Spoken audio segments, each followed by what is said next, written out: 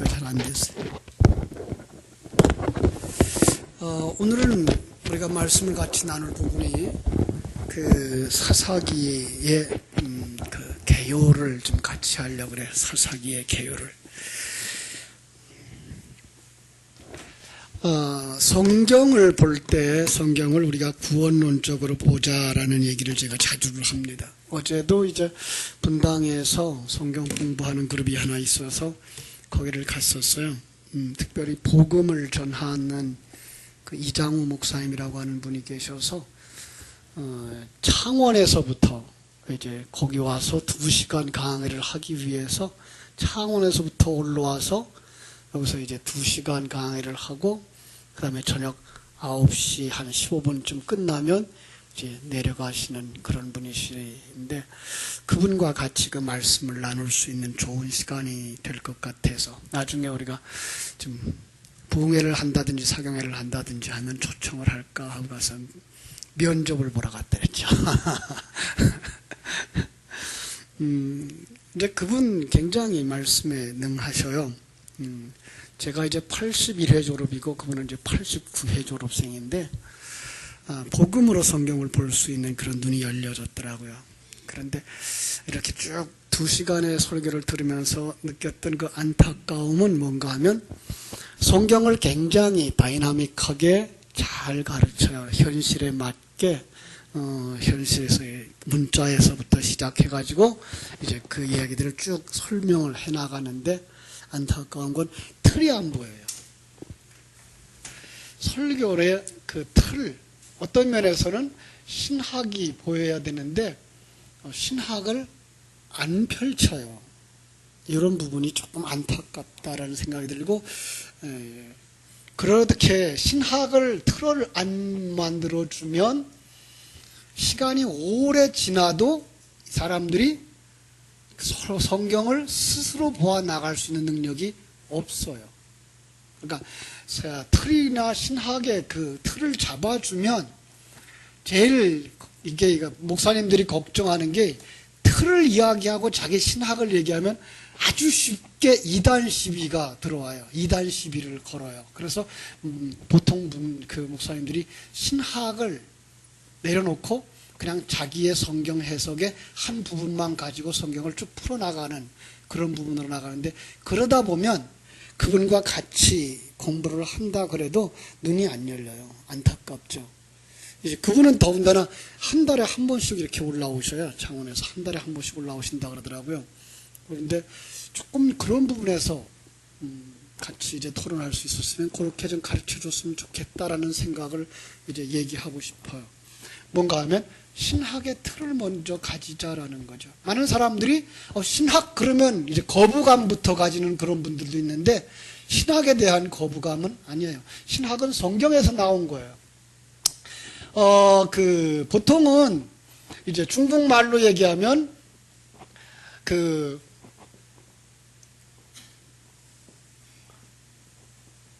이렇게 해서 무슨 얘기를 한가 하면은 성경으로 성경을 해석하자예요. 이징제징 그러는데 이게 성경이에요. 근데 성경으로 성경을 해석한다 그럴 때 우리 많은 사람들의 생각은 성경의 한 문장 한 구절 그걸로다가 우리가 본문으로 택한 것을 이 부분을 해석한다라고 생각을 하고 있어요. 아니에요.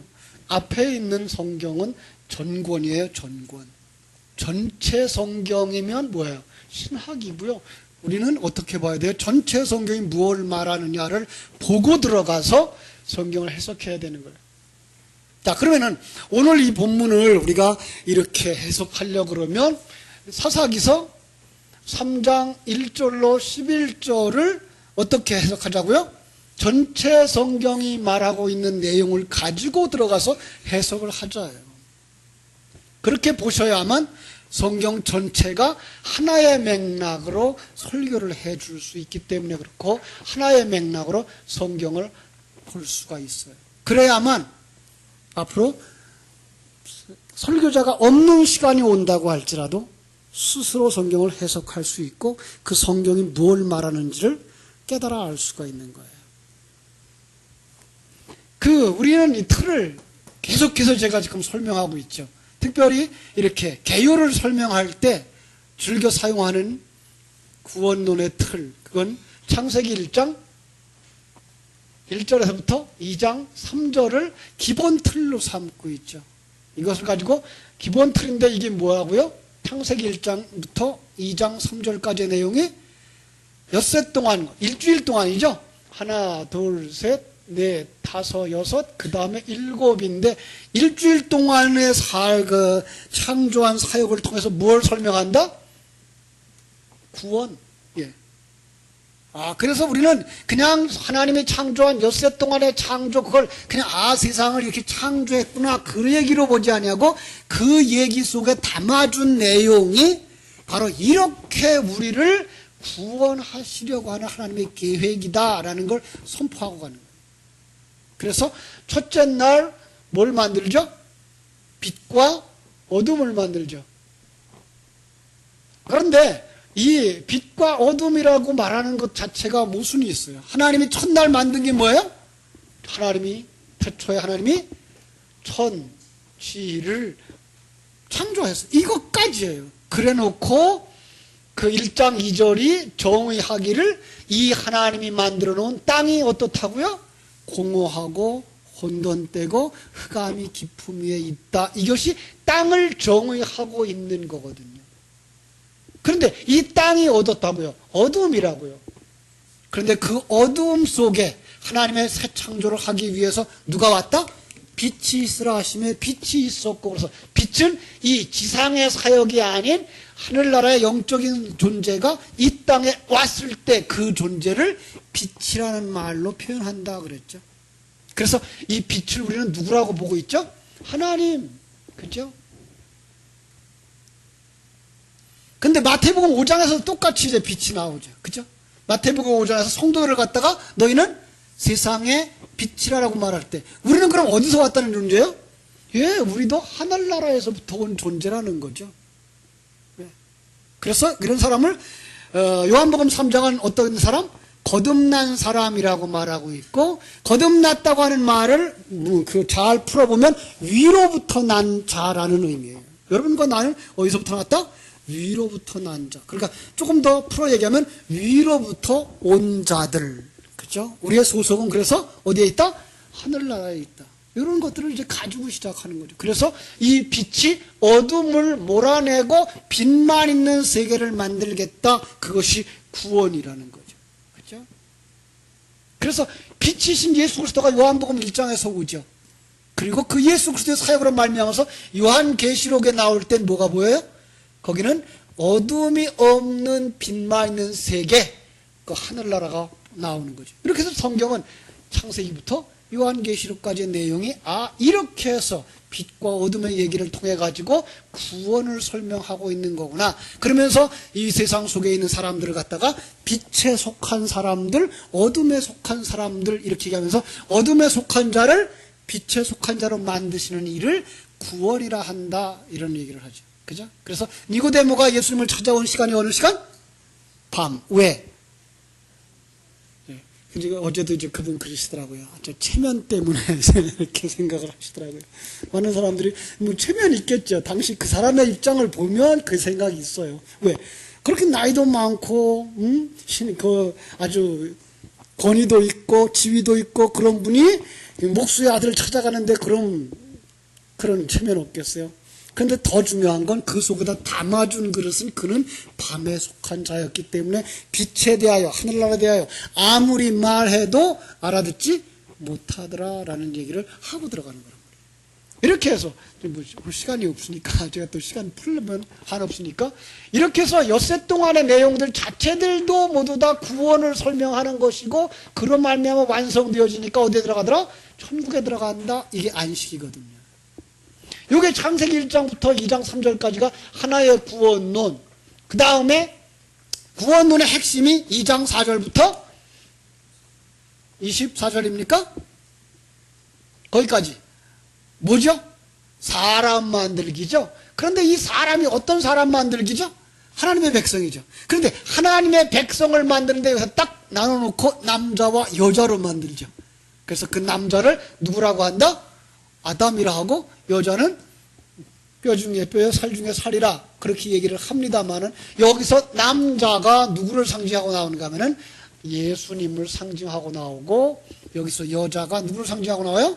하나님의 백성 교회를 상징하고 나오면서 2장 24절에서 뭐라고 말하죠? 하나님이 그에게 뭘 하라고? 부모를 떠나 누구를 찾아서 그 아내와 합하여 둘이 한 몸을 이룰지로다. 그래서 두 사람이 합쳐진 그게 하나님 나라의 사람 이거예요.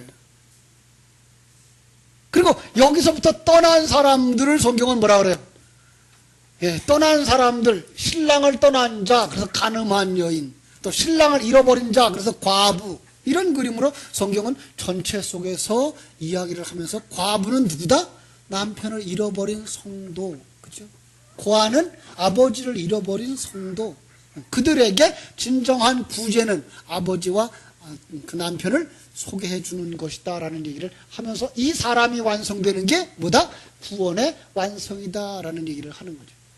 이런 그림을 이제 계속 반복해 나가면서 3장부터 누가 나오죠? 3장에서 아담과 하와가 타락하는 얘기가 나오는 거죠. 그죠? 아담과 하와가 타락하는 얘기, 그것이 이제 어둠이고 거기서부터 이제 어떻게 해서 구원되느냐라고 하는 얘기가 나오는 것이고요. 4장부터 그 어둠의 형상은 어떻게 나오죠? 4장과 5장 속에서 4장에서 살인자로 나오죠. 가인이 그 아벨을 죽이는 걸로 어둠의 현상을 시작해서 구원의 완성을 그려놓는 것이고, 그 다음에 6장부터 10장까지가 나오는데 6장부터 10장까지는 노아의 홍수를 통해서 그들이 뭐 하는 자들이다? 간음하는 자들이다. 그래서 하나님의 아들들이 땅의 여자들을, 그죠? 마음대로 취해서 가정을 꾸렸다라고 하는 얘기를 시작으로, 그것을 타락의 근거로 보고, 그걸 어둠의 모습으로 보고, 그게 하나님 떠난 자의 모습으로 보고, 거기서부터 구원을 이루는데 어떤 구원을 이루어요? 노아의 방주를 통해서 구원받는 이런 그림을 통해서 10장까지의 하나의 구원의 센텐스를 끝내는 거죠. 그 다음에 11장에 바벨탑 쌓는 그들이 어떤 자들이다? 어둠에 속한 자들이고 타락한 자들이다의 기본 베이스를 깔아놓고 거기서 그들을 구원해내는데, 그 어둠에 속한 자들 속에 누구를 불러내죠? 아브라함을 불러내죠.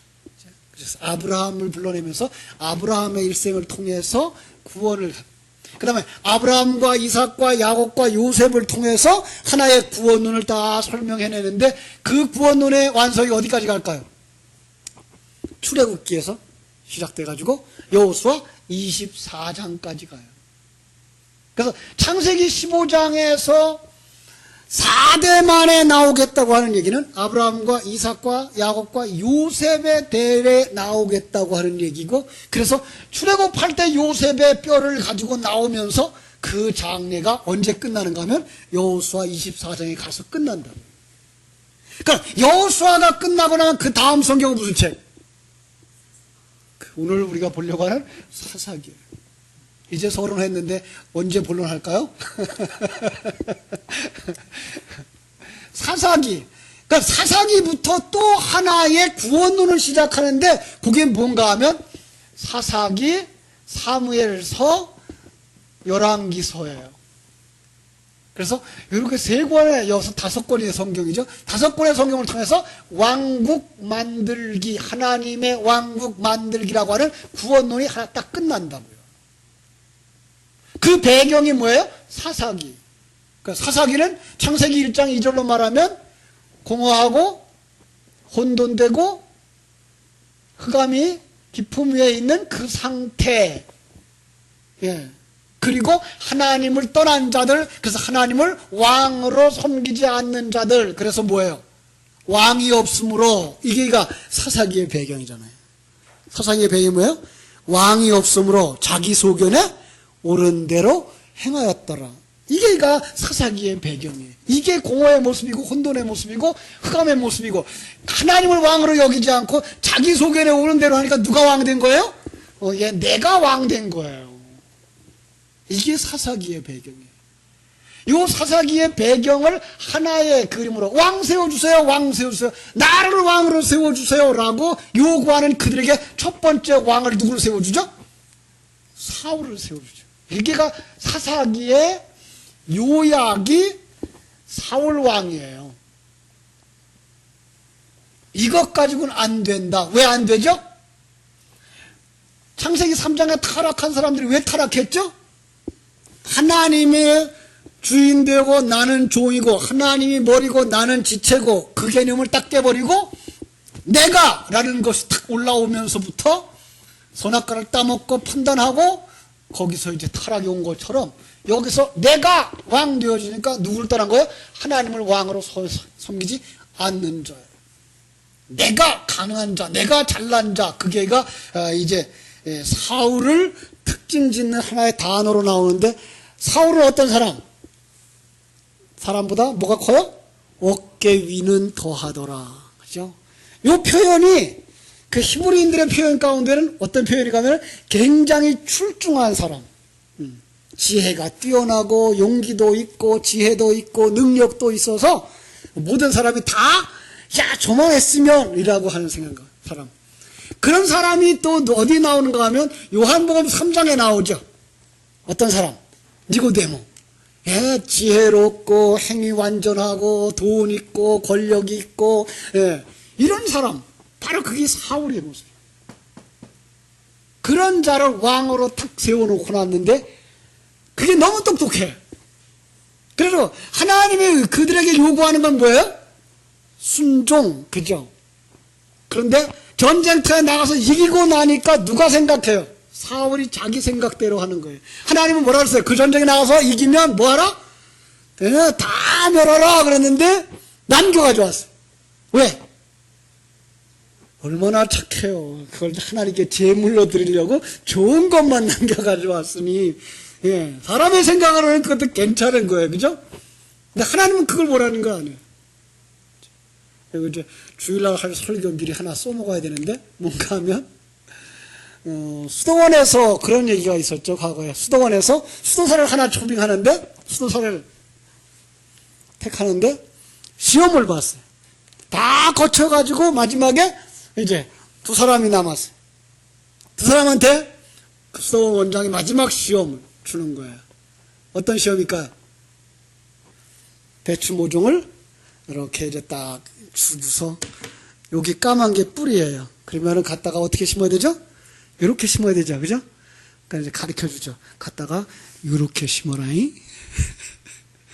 배추 뿌리가 꼭대기로 올라가게 심어라. 여러분 어떻게 되죠? 그렇게 심으면 배추 안 되잖아요. 그럼 어떻게 돼요? 똑바로 심어야죠. 그랬더니 똑바로 심은 사람은 불합격. 그리고 거꾸로 심은 사람이 합격. 왜 그래요? 하나님의 백성 수도사는 뭐 하면 안 된다? 네 생각대로 하면 안 된다. 하나님의 뜻대로 해라 라고 요구를 했던 거죠. 참 어려워요. 이거는 세상을 살아가는 사람들이 이걸 이해한다는 건 너무 힘든 거죠. 그렇게 사울에게 요구했던 것이 뭐예요? 순종이었던 것이지 그가 잘난 자가 되어서 하나님께 좋은 것 내놓으라고 하는 건 아니었단 말이에요. 근데 사람들은 그걸 오해하고 내가 좋은 것 하나님께 드리면 하나님 기뻐하시겠지. 이게 누구였어요? 가인이었던 것이죠. 그죠? 이게 사울이었던 것이죠. 그러면 어떻게 된다? 그러면 망한다. 이게 사사기의 개요예요. 사사기의 개요를 간단하게 설명하고 마칠게요. 첫째로 1장 1절부터 3장 6절까지가 배경이에요. 자, 1장 1절부터 3장 6절까지 성경을 펼쳐서 한번 쭉 보세요. 1장 1절에서 3장 6절까지가 그 배경이에요. 어떤 걸까요? 이스라엘의 실패. 예. 그 실패의 원인이 뭘까요? 실패의 원인이 지금 말한 거예요. 자기들이 하나님을 왕으로 섬기지 아니하고 자기들이 왕 되려고 하고 자기 주장대로 하려고 하는 것. 잘 나가는 사람들. 세상 사람들은 그런 사람을 출성했다 그러죠. 자기 힘으로 다 해서 자기의 노력으로 뭐한 사람? 자수성가한 사람들. 세상에서 그 사람들이 대접을 받죠. 그런데 하나님은 그렇게 하지 말아야 해요. 예, 그걸 그렇게 하지 말라 그런다고 그럼 세상에서 그럼 멍청이처럼 살아야 되겠네. 아니요. 그거 얘기하고 있는 건 아니란 말이에요. 하나님께서 얘기하는 건 영적인 부분에 있어서 구원에 관한 것에 대해서예요. 먼저. 예. 이걸 생각하셔야 돼요.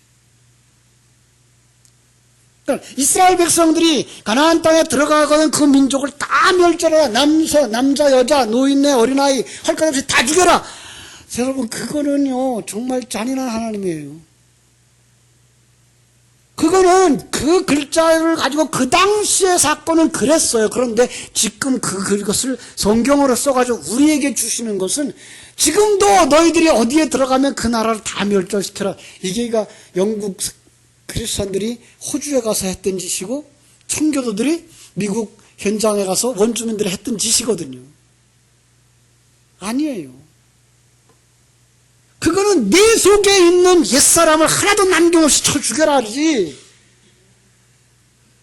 그걸 생각지 못하고 이 세상의 어떤 걸로 보고 자기는 괜찮은 걸로 보기 때문에 문제가 생기는 거예요. 하나님은 우리의 구원에 관한 얘기를 하시는 거예요. 여러분과 나의 구원에 관한 얘기를. 그러니까 사사기를 통해서 우리에게 보여주는 그림도 어떤 나라와 어떤 부족이 아니라 여러분과 내 속에 있는 옛사람 속에 새 생명이 들어왔을 때 새 생명은 어떻게 옛사람을 무너뜨려야 되는가를 보여주는 거란 말이에요. 근데 그거를 보여주지 못하는 그림이 이제 3장 7절부터 몇 장까지 가는가 하면은 16장 31절까지. 이게 뭔가 하면은 실패의 역사예요. 자, 이 역사 속에서 7바퀴를 돌아요. 어떻게 돌죠? 그들이 하나님께서 주시는 그 평화의 시간에, 그들 평화의 시간에 하나님의 말씀을 순종하고 하나님과 화목하지 못하고 어디로 가는가 하면 평안하면 그들이 타락한단 말이에요. 인간은 배부르고 등 따스면 어디로 가요? 타락으로 간다. 그럼 타락하면 하나님이 가만두세요? 가만두면 큰일 날 사람이에요. 그때 하나님이 혼내켜서 돌이켜와야 되는데 혼내는 게 뭐예요? 이게 징계예요. 징계가 이 사사기서에서는 이방 나라를 들어서 채찍질하는 거예요. 이방이 공격하는 거예요. 이방을 들어서 자기 백성을 때리는 거예요. 그러면 징계하면 그들은 뭐 할까요 또? 예, 거기서 회개하죠. 예. 그러면 하나님은 그 회개하는 자들 속에다 누구를 주셔요? 사사를 주셔가지고 그들로 하여금 승리하게 만들고 다시 평화의 시간을 주시는 거예요. 이게 사사기의 순환이에요. 그 순환의 그림을 가지고 오늘 본문 보고 마칠게요. 자, 사사기 3장 금방 봤던 곳이죠. 3장 7절부터 볼게요. 여기에 사사 온니엘이 나오기 때문에 첫 번째 사사로 나오고 있어요. 자, 첫 번째 7절. 이스라엘 자손이 여호와의 목전에 악을 행하여. 그러면 뭐예요? 이미 평안의 시간이 지나서 어디로 가고 있는 거죠? 이쯤 가고 있는 거죠. 예. 그러면 자기들의 하나님 여호와를 잊어버리고 바알들과 아세라를 섬긴지라. 예. 우상숭배의 배후에 누가 있다? 내가 있다. 왜 우상 섬깁니까? 나를 위하여. 그래서 십계명의 두 번째가 뭐예요? 너희들은 나를 우상으로 섬기지 마라 이거예요. 하나님이 자기가 하나님인데 너희들은 내 말에 듣고 순종하는 자 되어져야 된다를 말씀하면서 너희들은 나를 우상으로 만들지 마라. 무슨 뜻이에요? 나를 위하여 당신이 존재해 주세요. 나를 위해서 일해 주세요. 이러는 하나님으로 섬기지 마라라는 거예요. 근데 지금 대부분이 다 그렇게 믿고 살아요. 하나님 누구를 위해서 존재해요? 나를 위해서 존재하게 되어버렸어요. 아니에요. 그건 오해예요. 여러분, 우리가 하나님의 계획 속에 내가 있는 그림을 보셔야지, 내 인생을 형통하게 만들고 잘되게 하기 위해서 하나님이 존재하는 그런 그림을 그려놓으면 이건 우상숭배예요. 하나님이 금했던 하나님을 우상으로 섬기는 거예요. 그런데 누가 그러고 있었다? 사사시대에 그들이 그러고 있었다. 그게 모습이 뭐예요? 그게 타락이었다. 그래서 8절 여호와께서 이스라엘에게 진노하셔서 그래서 이제 타락하자 징계가 오죠. 어떤 모습으로 징계가 옵니까? 메소포타미아의 왕 구산 리사다임의 손에 파셨어요. 결국은 구산 리사다임이 그들을 공격하고 그들에게 괴롭게 했겠죠. 그래서 그들을 몇 년 동안 섬겼더라? 8년 동안 섬겼더라 그랬어요. 그랬더니 그때의 그 고통 속에 이스라엘이 어떻게 하더라? 9절 이스라엘 자손이 여호와께 부르짖으매 여호와께서 이스라엘 자손을 위하여 한 구원자를 세워 그들을 구원하시니, 그죠? 회개하자. 여기 이것이 회개예요. 어떤 거예요? 무엇을 찾는 거예요? 그의 나라와 의를 찾는 것. 그들이 정말 하나님을 왕으로 섬기지 못하고 자기가 왕 되어져서 살아가는 것, 자기의 하나님을 우상으로 여기고 자기들을 도구로 만드는 것, 이것들을 깨달아 알고 돌이키는 것, 그것이 회개예요. 그냥 입술로만 주여 내가 잘못했습니다 용서해 주세요가 회개가 아니라 정말로 깨달아 알고 삶의 방향을 바꾸는 자들. 누가 그 속에 들어가서 일해야 되죠? 하나님이 그 속에 들어가서 일하셔야 되고 성령이 그 안에 들어가서 일하셔야만 그 일은 일어나요. 그러니까 회개를 할 수 있는 것 자체가 누구의 역사다? 하나님의 역사다. 그래서 누가복음 15장 16장에 5가지 그 비유를 쭉 설명하면서 첫 번째 회개 어떤 걸? 양을 찾아가서 돌아오는 것. 두 번째 회개 무엇? 동전을 찾아오는 것. 그다음 세 번째 회개가 무엇? 작은 아들이 돌아오는 것. 그런데 그걸 주체가 누구다? 주인이다. 아버지다라는 걸 계속 강조하고 있는 거예요. 여러분, 회개는 우리가 할 수 있는 게 아니고요. 회개는 진리의 말씀이 내 속에 들어왔을 때에 내 안에 진리 때문에 내가 깨달아 알고 돌이키는 것, 이것이 회개거든요. 그러니까 그들은 이미 누구를 가지고 있는 자예요? 사사를 가지고 있는 자들이죠. 주님을 가지고 있는 자들이에요. 진리를 가지고 있는 자들이죠. 그래서 그들에게 무엇이 와요? 평안이 오죠. 놀라운 건 이 사사기를 이렇게 돌아갈 때마다 거의 40년이라는 말이 계속 나와요. 7이라는 숫자도 나오고 8이라는 숫자도 나와요. 그 숫자의 개념도 그냥 우리가 우습게 넘길 숫자가 아니고 40년은 어떤 시간? 우리의 일생. 그죠? 그러니까 그 사람의 일생이 40년인데 지금 40년 동안 뭐 했다는 거예요? 옛사람으로 말미암아 계속해서 들켰어. 자기의 타락의 모습들이. 그러면 어떻게 해요? 하나님의 징계가 계속 와. 그 속에서 우리는 이건 아니고 이건데 라고 하는 것을 깨달아 알고 가면 이 기간 동안은 뭐 하는 기간? 평안의 기간이고 이 기간 동안은 무슨 기간이에요? 징계의 기간인 거죠. 그러니까 우리 속에는 이 두 가지 사건들이 항상 일어나고 있는데 이걸 알아보는 눈이 있는 사람, 그가 열려진 사람인 거예요. 이걸 모르면 고난 속에 살면서도 그 속에서 하나님의 손길을 느끼지 못하고 자유를 느끼지 못하고 산단 말이에요. 그러니까 성경을 보면서도 이걸 바로 내 인생 속에다가 적용시킬 수 있어야 되고, 바로 이런 구원론 속에서 일하시고 있는 하나님. 그럼 사사들의 모습은 어떤 모습이었겠어요? 성경 속의 사사들 잘난 사람 없어요. 왜 그럴까요? 누구를 상징하고 나오고 있기 때문에? 예수님을 상징하고 나오고 있기 때문에 그래요.